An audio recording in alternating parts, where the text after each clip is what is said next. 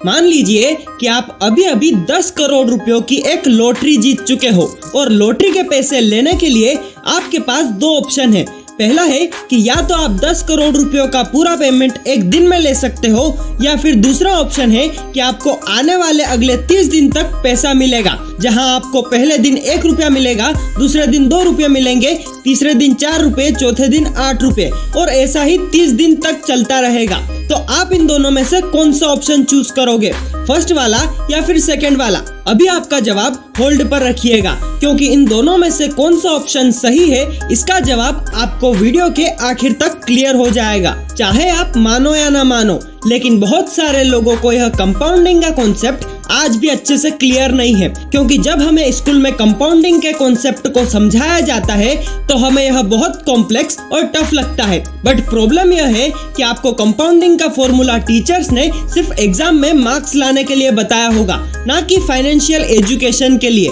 लेकिन स्कूल में लोगों को सिंपल इंटरेस्ट का कॉन्सेप्ट बहुत अच्छे से समझ आ जाता है और इसीलिए लोग अपनी पूरी जिंदगी में बहुत सारे डिसीजंस सिंपल इंटरेस्ट के बेसिस पर लेते हैं। बट यू आर लकी कि आपने इस वीडियो पर क्लिक किया, क्योंकि इस वीडियो को देखने के बाद कंपाउंडिंग में कितनी ज्यादा पावर है यह आपका दिमाग खोल के रख देगा। और क्यों अल्बर्ट आइंस्टाइन ने पावर ऑफ कंपाउंडिंग को दुनिया का 8वां अजूबा बताया है।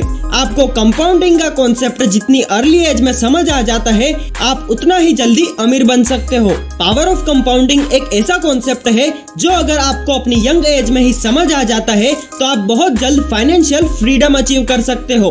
आपने जितने भी अमीर लोगों को देखा होगा, एक्चुअल में वो लोग आज अमीर इसलिए हैं क्योंकि उन्हें पता है कि पैसों से पैसा कैसे कमाया जाता है। वो लोग पैसों के लिए काम नहीं करते, वो कुछ ऐसा करते हैं जिससे पैसा उनके लिए काम करता है।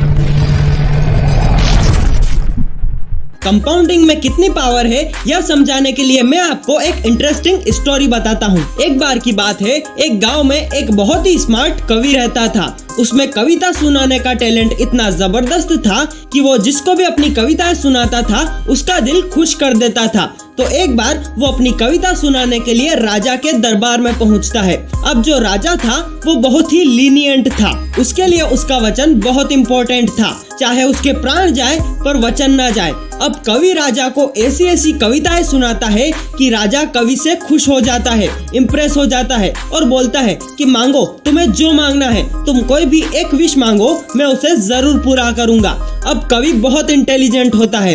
कवि पहले राजा से बोलता है कि अगर आप मुझसे सच में खुश हैं तो क्या आप मुझे 1 लाख सोने के सिक्के दे सकते हैं? तो राजा बोलता है कि दिमाग घूम गया है क्या तुम्हारा? सिर्फ कविता सुनाने के 1 लाख सोने के सिक्के कौन मांगता है भाई? पूरा दरबार उस कवि पर हंसने लगता है। अब कवि को यह बात कुछ पसंद नहीं आती है। अब जब यह सारी बात चल रही होती है तब राजा चेस खेल रहा था। क्योंकि कवि काफी स्मार्ट था तो वो कहता है, महाराज आप मुझे 1 लाख सोने के सिक्के मत दीजिए, मुझे आपसे कुछ नहीं चाहिए, बस आप मुझे सिर्फ 1 चावल का दाना दे सकते हैं। तो राजा बोलता है, सिर्फ 1 चावल का दाना? लेकिन कवि कहता है, महाराज ऐसे नहीं, मेरी एक कंडीशन है कि आपके पास चेस में 64 ब्लॉक है। आज तो मैं आपसे 1 ही चावल का दाना लूंगा, लेकिन मैं 64 दिन तक रोज आऊंगा। बस आप ऐसा करो कि मुझे आज जितने चावल के दाने देंगे कल उसका डबल दे देना। आज 1 चावल का दाना दोगे, कल 2 दे देना, परसों 4 देना, उसके बाद 8 एंड सो ऑन। अब राजा अपना दिमाग बिल्कुल नहीं लगाता और बोलता है, बस इतनी सी बात, यह तो बहुत सिंपल है, तुम्हारी विश पूरी की जाती है। अब हो सकता है कि शायद आप भी सोच रहे होंगे कि इसमें कौन सी बड़ी बात है, 64 ब्लॉक है, 1 दाना आज मांग रहा है, कल 2 ले जाएगा, परसों 4, ऐसा करके ज्यादा से ज्यादा कितने दाने ले जा सकता है? तो चलो कैलकुलेट करके देख लेते हैं। यहाँ चेस में 64 ब्लॉक है और हर एक ब्लॉक के बाद दाने डबल होते चले जाते हैं। तो यहाँ 2 की पावर 1 हो जाएगी, यहाँ 2 की पावर 2 हो जाएगी और ऐसा डबल करते करते फाइनली आखिरी ब्लॉक में जो अमाउंट आएगा वो होगा 2 की पावर 63। अब क्योंकि 64 ब्लॉक है तो हम 2 की पावर को 0 से स्टार्ट करेंगे, क्योंकि पहले दिन हमें 1 चाहिए तो 2 की पावर 0 की वैल्यू होती है 1, जो हमें पहले दिन चाहिए। फिर दूसरे दिन 2 की पावर 1, फिर 2 की पावर 2 एंड सो ऑन। अब यह 2 की पावर 63 एक्चुअल में होता कितना है? अब कैलकुलेशन को सिंपल रखने के लिए इसे हम 2 पार्ट में ब्रेक कर देते हैं। 2 की पावर 31 इंटू 2 की पावर 32, यानी कि 214 करोड़ इंटू 4 429 करोड़, यानी कि 92,232 करोड़। तो ये है हमारे टोटल चावल के दाने। अब इन्हें रुपयों में कन्वर्ट करते हैं। अब दाने से तो चावल मार्केट में बिकते नहीं है, चावल बिकता है किलो में, और 1 किलो चावल में ऑन एन एवरेज 50,000 दाने होते हैं। और उन चावल को केजी में कन्वर्ट करें 1.85 into 10 to the power 14 KG चावल होंगे। अब अगर 1 किलो चावल का एवरेज प्राइस 50 रुपए लेते हैं तो यह आएगा 92 करोड़ रुपीस। इतने रुपयों का चावल है यह। और अगर इसे डॉलर में कन्वर्ट करें तो यह बनता है 132 ट्रिलियन डॉलर। यह कितना अमाउंट है इसका अंदाजा आप सिर्फ इस बात से लगा सकते हो कि 2021 में पूरे वर्ल्ड की जो जीडीपी थी वो थी सिर्फ 93 ट्रिलियन डॉलर। लेकिन इन चावल के प्राइस के आगे पूरे वर्ल्ड का जीडीपी भी दूर दूर तक दिखाई नहीं देता। इतना ज्यादा अमाउंट है यह। चलो ये तो एक कहानी थी, बट रियल लाइफ में पावर ऑफ कंपाउंडिंग कैसे काम करती है इसे समझते हैं। यहाँ हर एक ब्लॉक के बाद डबल हो रहा था, यानी कि 100% का रिटर्न। लेकिन रियल लाइफ में 100% का रिटर्न मिलना इतना भी आसान नहीं है, लेकिन हमें इससे बहुत कुछ सीखने को मिलता है। कंपाउंडिंग का इफेक्ट हमें लास्ट में देखने को मिलता है, जो कि 132 ट्रिलियन डॉलर तक पहुंच चुका था। लेकिन स्टार्टिंग में सिर्फ एक राइस ग्रेन मिला था। स्टार्टिंग में आपको कुछ फील नहीं होगा कि आपका पैसा बढ़ रहा है। नॉर्मली लोग अपना पैसा बैंक के सेविंग अकाउंट में रखते हैं, जहां से उन्हें 3% का इंटरेस्ट रेट मिलता है, या फिर अगर एफडी में रखते हैं तो 7% का इंटरेस्ट रेट मिल जाता है। लेकिन 7% के रेट से तो इन्फ्लेशन यानी कि महंगाई भी बढ़ रही है। तो ऐसे में अगर आप अपना पैसा एफडी में रखते हो तो उसकी वैल्यू ना तो बढ़ रही है और ना ही कम हो रही है। और अगर बैंक में अपना पैसा रखते हो तो उसकी वैल्यू हर रोज कम हो रही है। लेकिन शेयर मार्केट में लोगों को एवरेज रिटर्न 15% तक मिल जाता है। चलो अब सिंपल इंटरेस्ट और कंपाउंड इंटरेस्ट को कंपेयर करते हैं।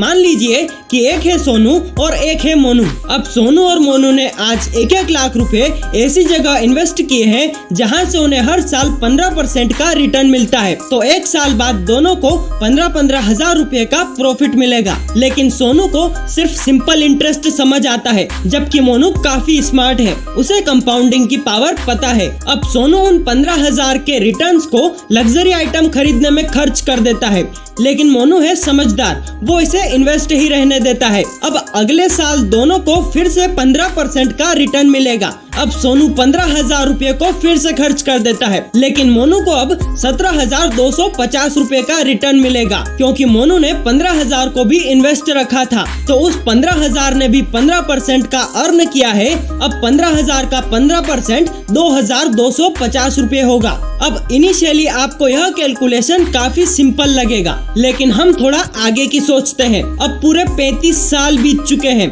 सोनू हर बार अपने 15% के रिटर्न को खर्च कर देता है। तो अब भी सोनू को 1 लाख रुपए पर ही 15% का रिटर्न 15,000 रुपए हर साल मिलता है, जो कि फिक्स है। लेकिन मोनू को 1,33,17,000 रुपए का अमाउंट मिलेगा। समझ रहे हो सिंपल इंटरेस्ट और कंपाउंड इंटरेस्ट में कितना बड़ा डिफरेंस आ जाएगा। जितना ज्यादा टाइम होगा, जितना ज्यादा इंटरेस्ट रेट होगा, कंपाउंडिंग से आप उतना ही ज्यादा पैसा कमाते चले जाते हो। कंपाउंडिंग के कॉन्सेप्ट से आप अपने 30s में करोड़पति बन सकते हो, लेकिन इसके लिए आपको 15 साल तक रेगुलर एवरी मंथ इन्वेस्टमेंट करना होगा। और अगर आप वन टाइम इन्वेस्टमेंट करते हैं तो आपको अपना पहला 1 करोड़ बनाने में 25 साल का टाइम लगेगा, जबकि रेगुलर इन्वेस्टमेंट से सिर्फ 15 साल में आप अपना पहला 1 करोड़ बना सकते हैं। वो कैसे? अब ऐसा करने के लिए आप जो भी जॉब कर रहे हो तो पहले 15 साल तक आप यह ट्राई करें कि अगर आपकी अर्निंग 30,000 रुपीज पर मंथ है तो उसमें से 15,000 रुपीज पर मंथ इन्वेस्ट कर दो। 15,000 को मिनिमम लिया गया है।